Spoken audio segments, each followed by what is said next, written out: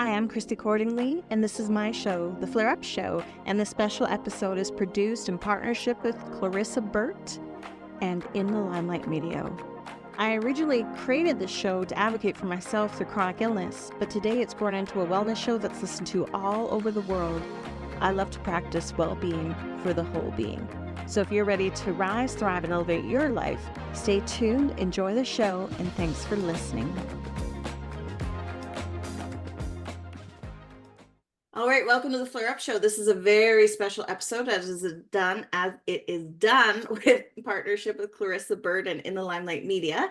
You'll be able to access this show on all podcast platforms, YouTube, and smart TV apps around the world by accessing either the Flare Up Show or In the Limelight with Clarissa Burt.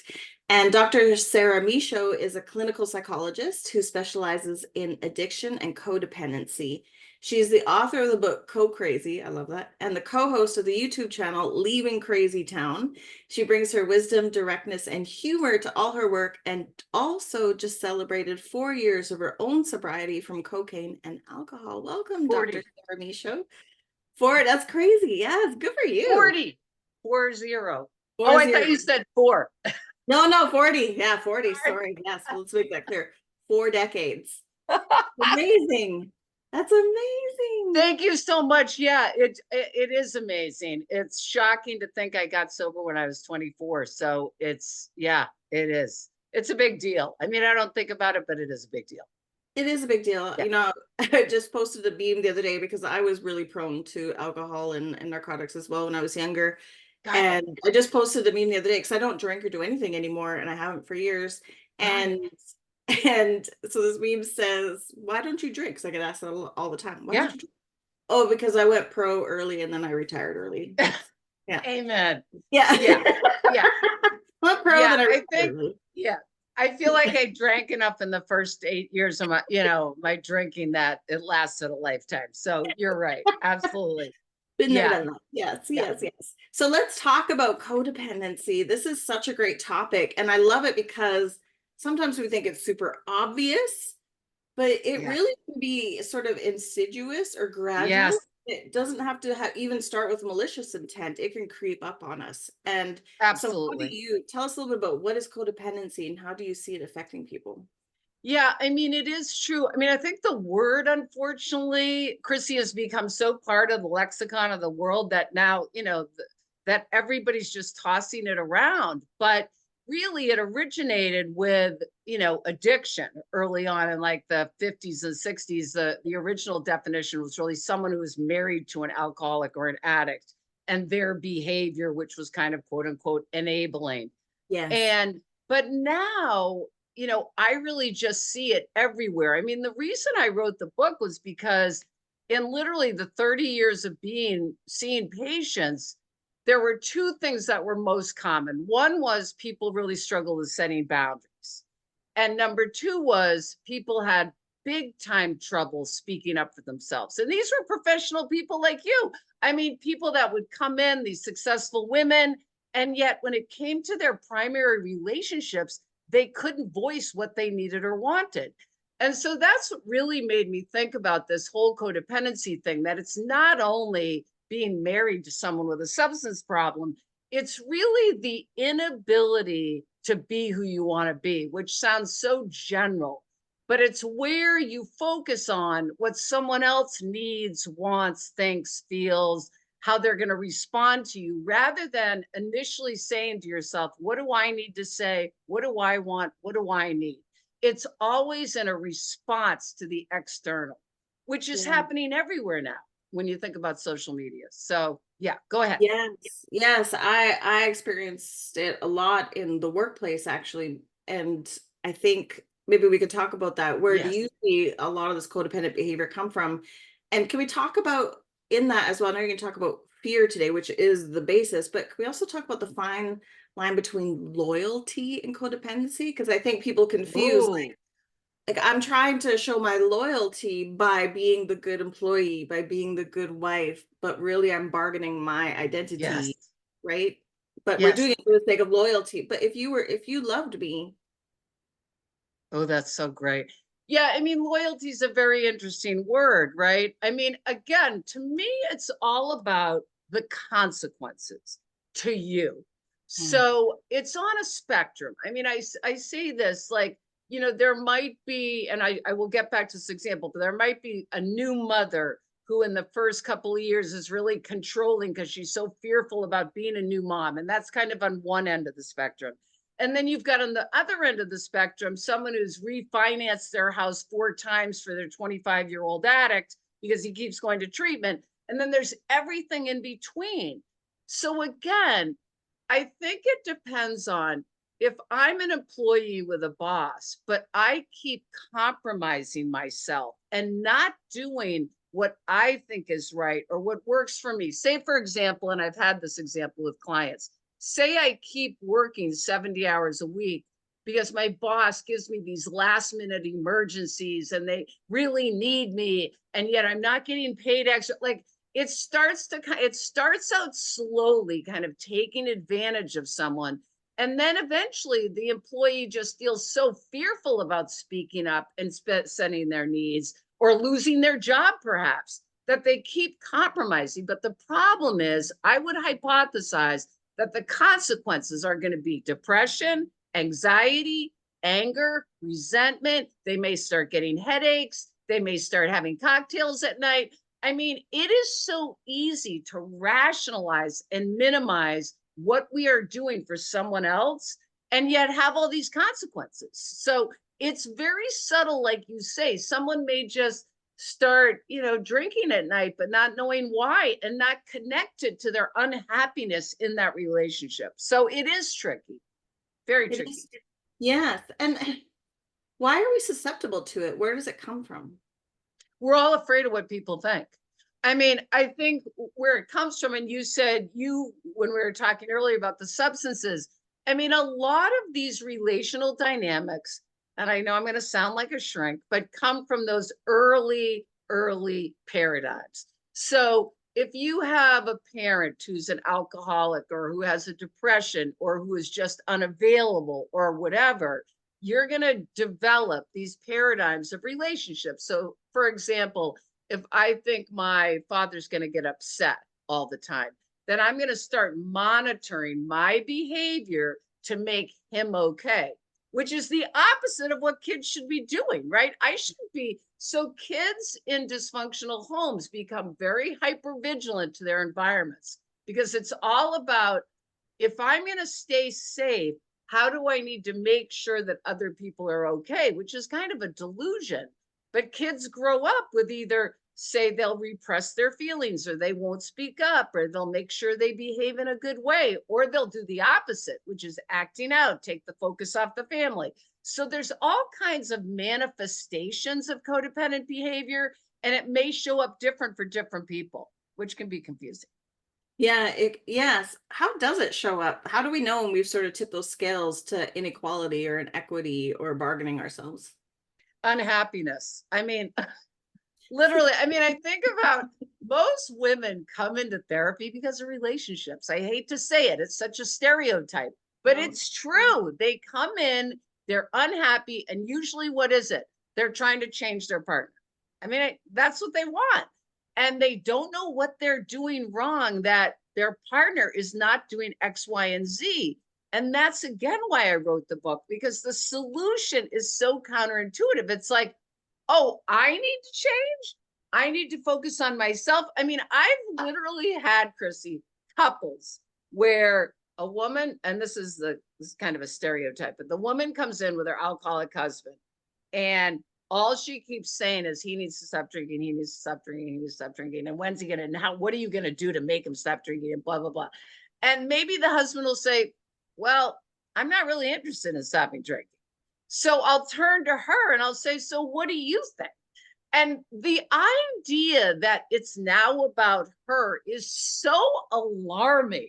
She doesn't, people don't want to take responsibility at times for needing to set a limit or speak up because it's so much easier. We both know this. We've been in relationships. It's so much easier to blame someone else and say, you need to change, rather than, oh, I need to think about if I'm going to stay in this relationship or not. That's more painful, right? Yeah. It is painful.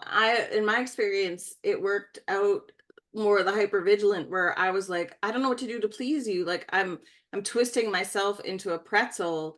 And but they kind of enjoy that. Certain types of people actually enjoy that. They're like, yeah, keep twisting that pretzel. Like become, right? Let me keep you discombobulated. Let me keep you guessing as to who you're going to run into when you get home and which type of person you need to be when you're around me today.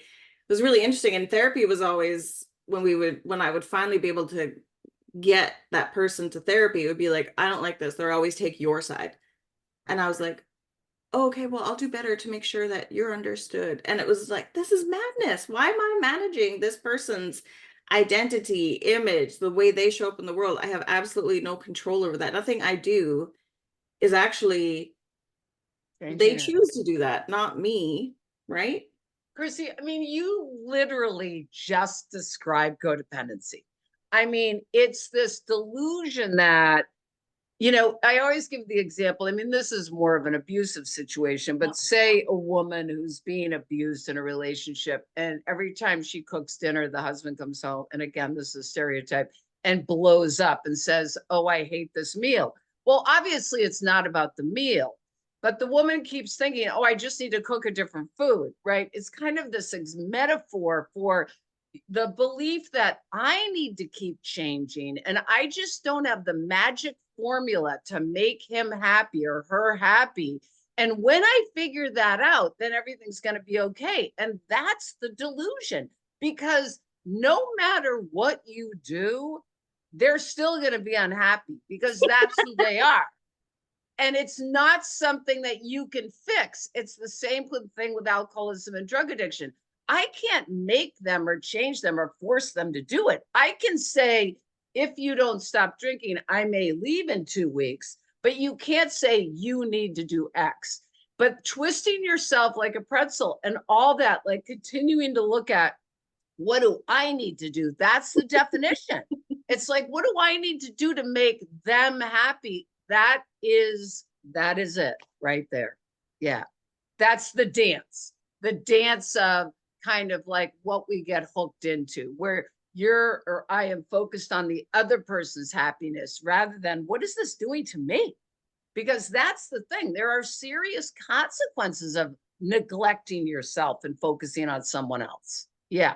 Yeah. Huge.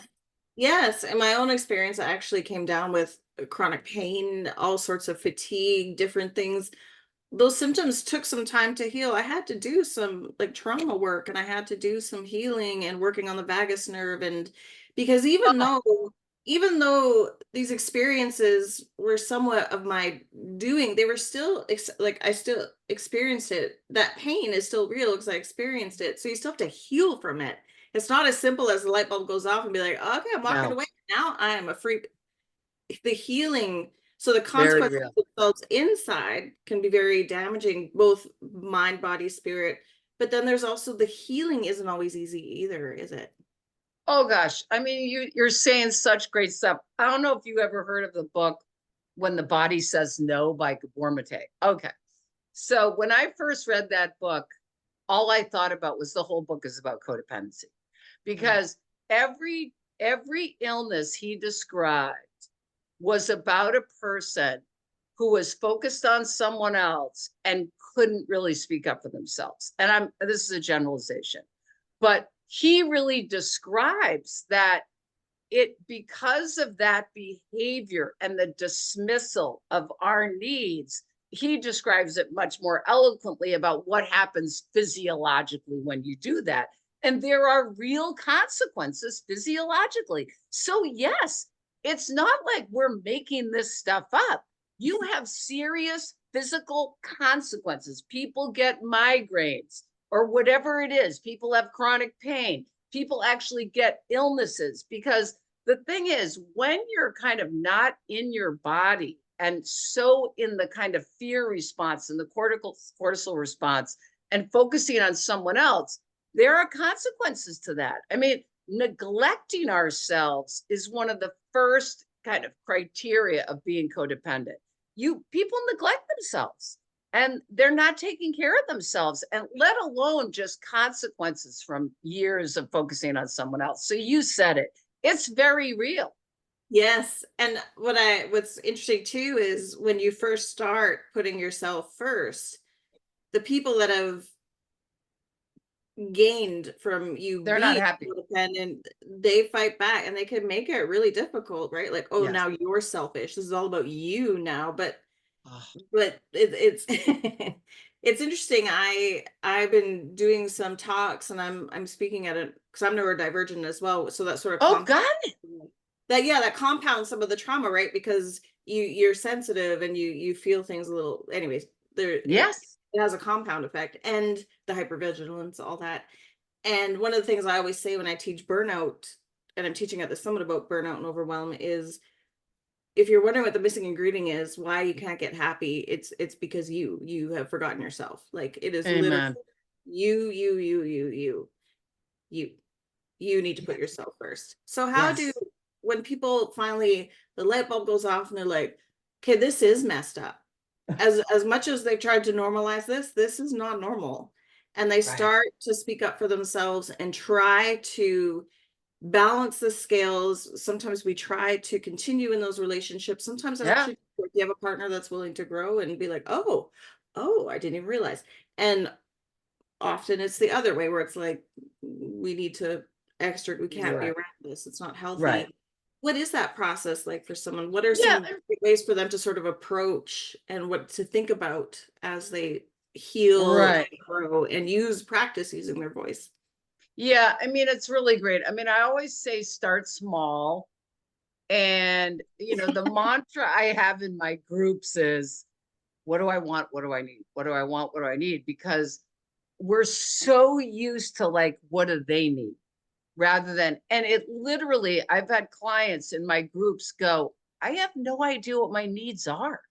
I don't even know what my needs are. I mean, so we're really talking basic. If you've been codependent for years, you're very detached from kind of your own experience. So the initial things are, okay, what have I neglected? How can I take a small step to take care of myself first? I always give this example of one of my closest friends who went to therapy with her alcoholic husband, and they were in this therapist's office, and she was kind of all wound up because that's what codependent people are, over functioning.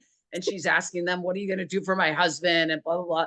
And she kept interrupting, and the therapist is focusing on the husband. And then she's like, well, what do I need to do? And he says, you just need to rest. And it's so true. It's like when you're focused on managing and controlling and fixing and all of this stuff forever, at first, just stopping is a huge step, because now the trouble is, when I stop, I'm going to start feeling what I've been avoiding for the last 10 years in this relationship while I've been focusing on them. So Mm. that's what, and you discussed that. Like, I might have some past trauma, I might have some childhood stuff. What have I been avoiding by hyper focusing on this other human being? So it is huge. So I talk about baby steps. I give the example, I say to people, well, start speaking up. And they're like, I can't speak up to my partner. I haven't done it in 20 years. So I say, well, when they make your coffee wrong at Starbucks, ask the Starbucks girl if you can have your coffee made. So try to do it in these smaller ways. And it sounds crazy, but No, it's true. dismiss themselves all day, every day. We do that, especially women. So we say, oh, it doesn't matter. It's okay. That's fine. Whatever. But really, every single one of those things, I often use the visual of a piece of Swiss cheese. Women end up just with holes everywhere. And then, you don't even know who you are. So every single decision you make for yourself, to me, is critical. It's Yeah. critical. So taking little action steps, you know, um, the self-care piece, and starting to stop a few times a day and check in with, what am I feeling? What am I thinking? because we're so detached from our feeling states initially when we start this recovery, that just even identifying, oh, I'm actually angry right now, or I'm actually scared right now. I mean, again, sounds so elemental, but it's critical. Yeah. It is. It is. And that I think too, people need to give themselves some grace and compassion, especially as you mentioned, some of these things are imprinted in our brain. Like we literally have neural pathways that have Yes. forged. This is the way to behave. As a young child, out of survival, right? So if we spoke up, then we could be in danger. We depend on these people for food, shelter, water, whatever. Yes. So those are deep, and we can get to a level of healing, but I always kind of think it's like a video game. Like you have the little characters that you beat along the way, but then you get to the Yes. boss. And for Yes. me, and we talked about this before, I just want to talk about my experience. You can share whatever you like, but the big boss for me at the end is now being in a healthy relationship and being like, Now oh, what? all this stuff is still, I'm still feeling it, and I'm still feeling the instinct to placate, to please, to not do the things I want to do. And it's that practicing and it being okay. It's been like scary. Like I just get to enjoy this, but it's sort of like, what if I don't do the things and I'm not Yes. enough, right? So it's been Yes. a So whole good. another level of like, now we're actually practicing some of these stuffs in a very sort of intense in a good way, like a very romantic, exciting situation. So it's a very happy thing, but it also brings up a lot of fear. And that's where you talk about fear is often the basis of codependency. So good. I don't even need to be here. I mean, you're You saying everything. no, I need you. No, I but need you, you're Dr. so Sarah. good. Yeah. This mentor of mine said one time, it's all about learning how to tolerate intense bodily sensations. And I Mm, mean, it sounds so easy, but literally, you nailed it. The thing is, I'm going to have a physiological response. Say I'm dating someone new, and say he does a certain behavior and I have a fear response. The problem is the fear response in my body is from 50 years ago. So it is intense. And one of the mantras of codependency recovery, and we can talk about this another time, is it's never about the present moment.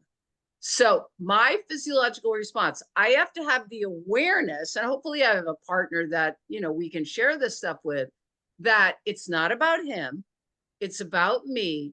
And I do have a process, and I talk about these things in the book. What is this reminding me of? What's getting activated? What's the old fear? So there's a way I can really look at what mhm. is this really about? Because it's not about him.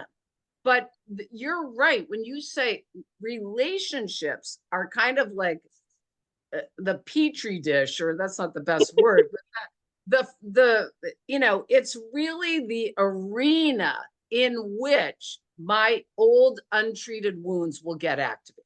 And if Mhm. you know that, then you can do that. And hopefully you have a partner you can do that with. Because I do believe, like we were talking about, healing from these past wounds really can occur in a healthy relationship. Yeah, Yes, yes, absolutely. Yes. yes, I agree. The other thing I just learned recently too was sometimes we think those when you talk about the physiological sensations, that actually is a lot more important than people think. People think it's think better, feel better, and it's not, because Nope. 80% of what we think was generated by physiological response. It's actually I'm the with you. opposite, but most people don't know that. When I learned that, I was like, why didn't somebody tell me that in kindergarten? Life would be so Oh, much easier. it's so, yeah. Intellect to me, I mean, especially with addiction, intellect helps not at all. Okay. The smarter people are, when I was working at the psych hospital, Mhm. the authors, the famous people, the scientists, the doctors, they were the worst because they've used their minds for everything else. And they believe that's what's going to solve addiction. And it's not going to solve addiction. You're not going to think your way out of this. And it's so true what you say. The intellect does not help in a lot of psychological processes. It just doesn't. I mean, it's good to have certain information, but like you say, I believe our histories are in our bodies. Yes. And yeah, we can try to organize it psychologically, but the feeling states and the getting comfortable and getting to know what's in there and what's old and what's not is really critical. That's It where is. the healing occurs. Yes, Yeah. I'm with you. I'm And totally even with if you. it's uncomfortable and you want to throw up, just breathe, love yourself. Like just like Oh, you're a healing, you're just a work in progress. Just love, love, love. You so are such a joy. Oh yeah, what were you gonna say? no, I was just going to say, I was just working with someone recently and the loving yourself thing. And again, that to me is, it's so general, but it is the mantra and the solution. And also forgiveness. Like I'm thinking a lot about forgiveness. I have this person I'm working with who her codependent behavior has just been blaming and angry at everybody, right? That's how it manifested for her to protect her inside child and her shame and all that stuff. And the more we work together, the more she's seeing that, oh my God, I've just had this shame about my own participation in behaviors. And that's the thing. Once we look at, oh, we're part of the problem, then we have to kind of own, geez, what we did. And it's not that bad things didn't happen to us, but we've also reacted in a certain way in our lives. And those are the hardest parts to own. And so forgiving others, yes. Some people think that you don't need to get to forgiveness to move on. I don't know. For me, the freedom is in the forgiveness. I can't change anybody else. And I know this might be controversial, but I really believe everybody does exactly what they're capable of doing. I don't think people can do things that are different because that's what happened. So it's not a personal thing. Anyways, I've gotten off on a tangent, but yeah, the forgiveness and the loving yourself is so critical. I'm with you, Chrissy. Absolutely. Judgment doesn't help anything, right? And if you just No, pile more shame on it, it's just salt in the wound. Doesn't help. It's not helpful. It's not helpful. absolutely. Just feel it Absolutely. and continue on and move with it. That's all you can do. Where can Yes. people find your book and find you, Dr. Sarah? Okay. So I have a website, drsarahmichaud.com, and there's a lot of info about me. There's podcasts on there. There's links to my book or the YouTube channel that we discussed, Leaving Crazytown, which is with my buddy Finn. And we talk about different topics each week around codependency and try to have some fun.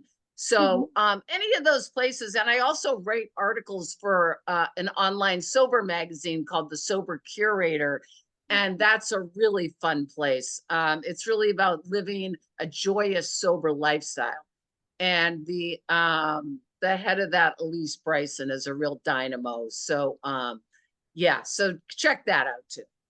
Perfect. Perfect. Are there any last words of wisdom you would love to leave the audience with? Um, really what I think is that codependency healing is so counterintuitive. And people will say, but I care about people, but they need that. But really, I'm here to tell you that if you start to set boundaries and focus on yourself and take care of yourself, I'm not kidding. It's the best thing also for the other people in your life. It Mhm. sounds counterintuitive, but it really works that way. So trust me on that. I agree. Lead by example. Yes. Thank you for Yes. your time, Dr. Sarah. It's been a joy. You are so refreshing. I really Thank enjoyed you, Chrissy. It was so great to talk to you. it.